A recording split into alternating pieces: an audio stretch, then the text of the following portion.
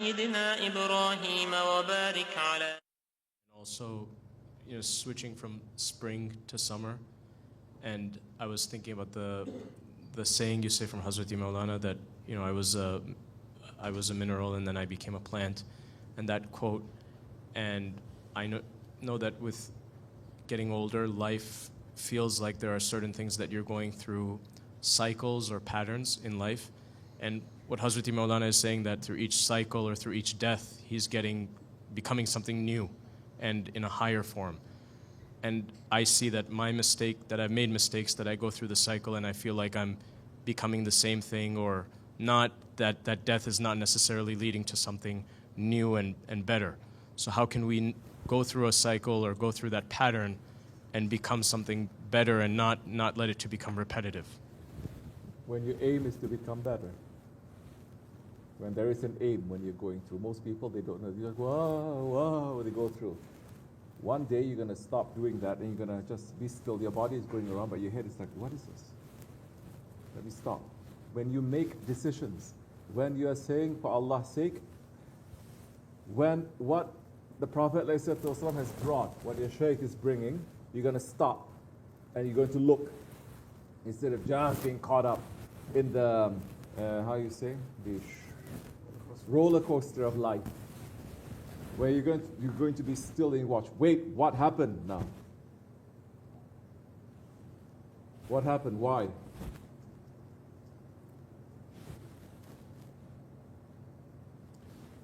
If you want something bad enough, you'll stop the whole world to achieve it. You will. At least you have the strong will to, I want to do it. Some disaster happens, may Allah not test us. You're willing to stop the whole world, especially when you're a parent. For yourself is something, but for someone else that you love is something else, yes?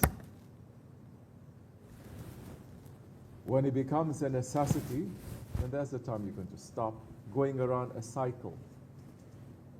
Hazrat Maulana is not talking about a cycle. He's talking about a helix that goes up. Cycle is just going round and round and around. Most people, they're like, you're already dead if you just go round and round, because you're supposed to go higher. But if you're not sick and tired of it yet, when it's not necessary yet.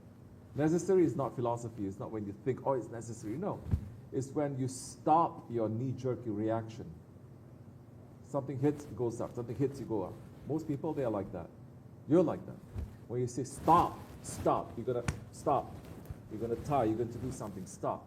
And then you control it, and then you see, why am I doing this? What's necessary? You're going to find help. You're not just going to complain. People are not sick and tired of it yet. You haven't died from it. You're not dead. You haven't died from it yet. Died means what? You have no feelings for it anymore. That's what death is, right? No feelings anymore. People still have feelings. You go through that, you still have feelings. You're not dead. You're not bored of it yet. It hasn't become necessity. When you say, this is enough, I will not have any feelings for this anymore. Every time it's like this. They smile, we smile. He frowns, we frown. What is this? You don't know why he's smiling, you don't know why he's frowning. What is this? That is being mature, when you see beyond that. You understand that as a philosophy, that's the problem. When you think too much, you should stop thinking. When you do too much, you should start thinking. It's always like that in tariqat, you do the opposite, but you don't want to die from it.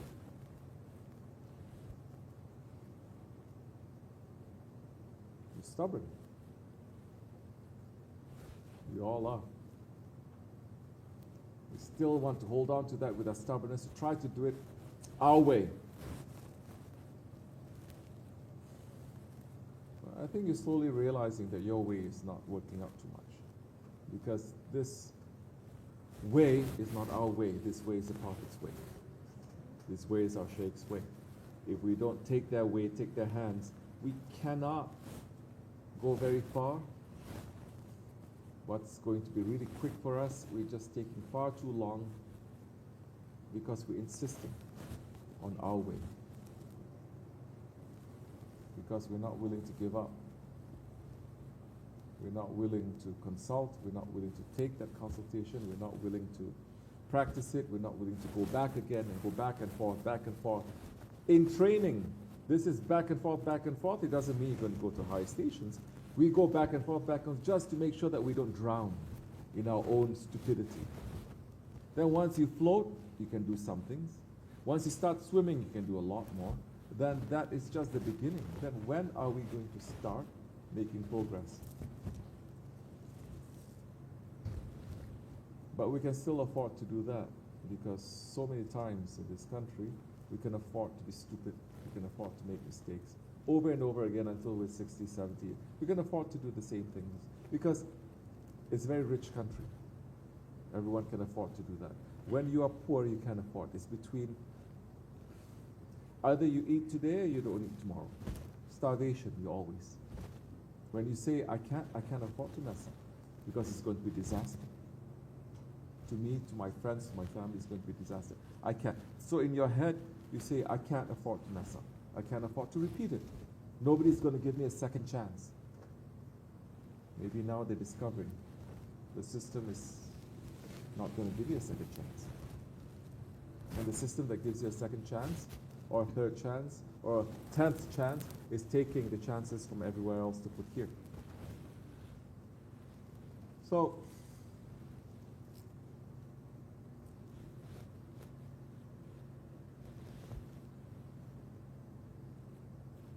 that's still the measure of youth, no? You still get a kick out of the roller coaster, but it's going nowhere. You still do. Be very blunt with yourself. Be very honest with yourself. If really, in some masochistic way, sadistic way, you still like it, because really, if you don't like it, you will stop. If this is bitter, and you keep drinking it, you tell the whole world, I know it's bitter, it's really hard for me, you keep drinking it. They say you're drinking it because you choose to, you like to. No matter how much you say you hate it, it's bad for you, but you keep doing it. Right? This is that drunkenness that he's talking about all the time.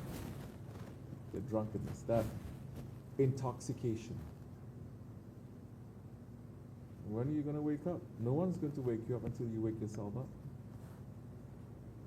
So many times he's saying to be intoxicated from liquor, you say. You wake up.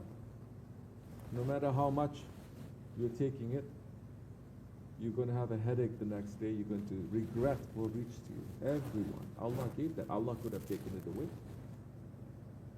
But he said, why did I do it? There's always a regret. That regret saves you. But then if you are intoxicated with your ego, with your stubbornness, you don't regret. You don't. That's very difficult then, because you'll never come out from that stage. But I'm saying over and over again, you just need to hold on tight. But you should grow up a little bit.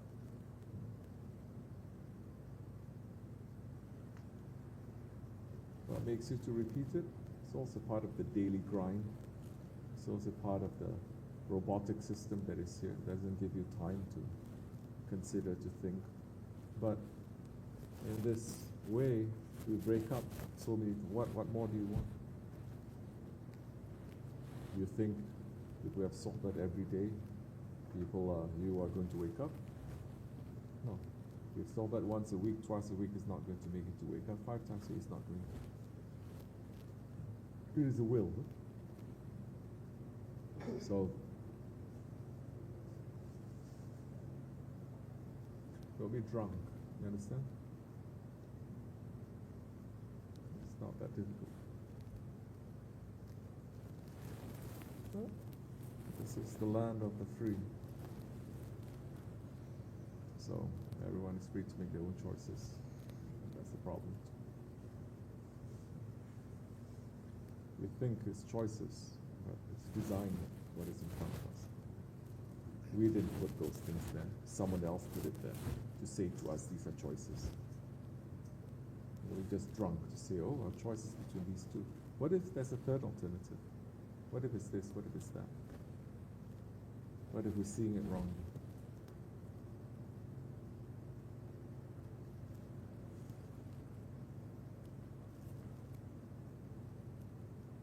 Hold on tightly. Understand?